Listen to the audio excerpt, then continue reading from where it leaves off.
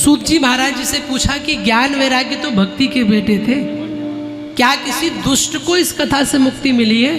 बोले हाँ, दुष्ट ही नहीं, महादुष्ट और मर के प्रेत बना धुंधकारी, उसको भी इस कथा से मुक्ति मिली है। कौन है धुंधकारी? बोले दक्षिण भारत में एक पंडित जी रहते थे आत्मदेव नाम के, उनके घर पे सब कुछ था, सारी व्यवस्थाएं थी, उनकी अपनी पंडितानी भी थी, लेकिन सब कुछ था पर उनका जोड़ा सही नहीं था। पति देव राम नाम गाने वाले थे तो देवी जी उल्टा चलती थी। कई बार जोड़ा अच्छा नहीं मिलता है, जिनको जोड़ा अच्छा मिल जाए ना, वो बिना कहे ठाकुर जी को 2 धूप बत्ती ज्यादा जलाया करो। हाँ, जीवन में मैं आज भाई बहनों से निवेदन करूंगा, मैं भारत की बेटियों से निवेदन करूंगा, एक काम जीवन में माँ बाप की मर्जी से करना। पहले हर काम में अपनी मर्जी चला लेना, पर जब बात विवाह की आए तो अपनी बिना माँ बाप की मर्जी से कभी शादी मत करना।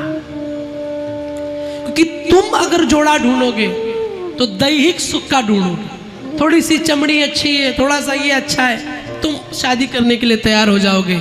लेकिन तुम्हारे माँ बाप जब तुम्हारे लिए कोई वर या कन्या खोजेंगे तो कैसी? संस्कार से जो जुड़ी हो, संस्कारी हो, ऐसी खोजेंगे। इसलिए माँ बाप की बिना अनुमति के जो आजकल बेटियां शादी करती हैं, शास्त्र कहता है जिस बेटी का पिता कन्यादान नहीं करता है फिर वो धर्मपत्नी कहलाने की अधिकारिणी नहीं होती। उसको तुम वाई भले कह लो पर धर्मपत्नी नहीं हो सकती। क्यों? धर्मपत्नी वही है जिसका पिता अपने दामाद के हाथ में बिटिया का कन्यादान करे, वही धर्मपत्नी है।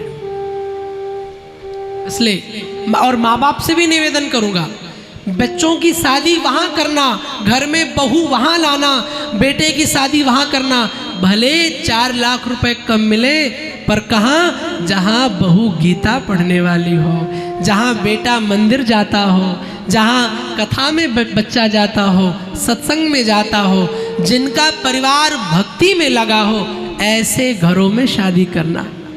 पहले विवाह होते थे तो ये सब चीज़ों का विचार होता था, कितनी गैया उनके घर में है, कितना भक्ति से जुड़े हैं, है? पर आजकल शादी हम करते हैं बेटियों की, बोले वो हमसे ज़्यादा पैसे वाले हैं, बस शादी कर दो। नहीं नहीं, समधि का अर्थ होता है जिनकी समान बुद्धि हो, समधि। जब राम जी के यहाँ राम जी की बारात लेके दशरथ जी गए जनकपुरी में, तो श्री जनक जी महाराज जहां पर दशरथ जी रुके हुए थे वहां पर रथ के साथ रथ पे चढ़ करके आए जहां उनका प्रवास था। तो जनक जी महाराज जी ने निवेदन किया दशरथ से कि प्रभु 2 दिन बारात और मैं रोकना चाहता हूं। क्यों?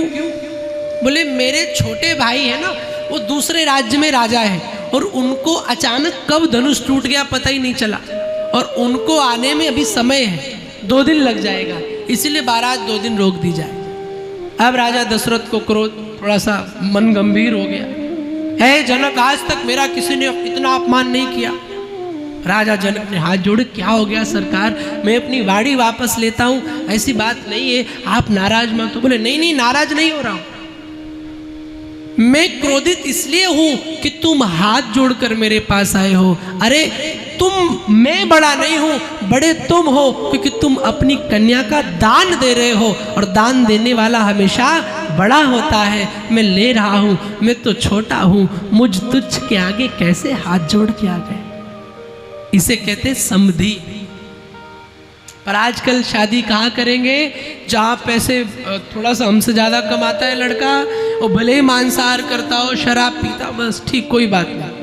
माँ बाप से निवेदन है, बच्चों की शादी, घर में बहू भले एक बार मॉडर्न ना हो, भले किट्टी पार्टी न जानती हो, भले इंग्लिश बोलना न जानती हो, भले उसको इंग्लिश ना आती हो, ऐसी बहू लाओ जो रामायण पढ़ना जानती हो, गीता पढ़ना जानती हो। और जिस दिन गीता पढ़ने वाली बहू आ गई तुम्हारा बुढ़ापा समझ जाएगा।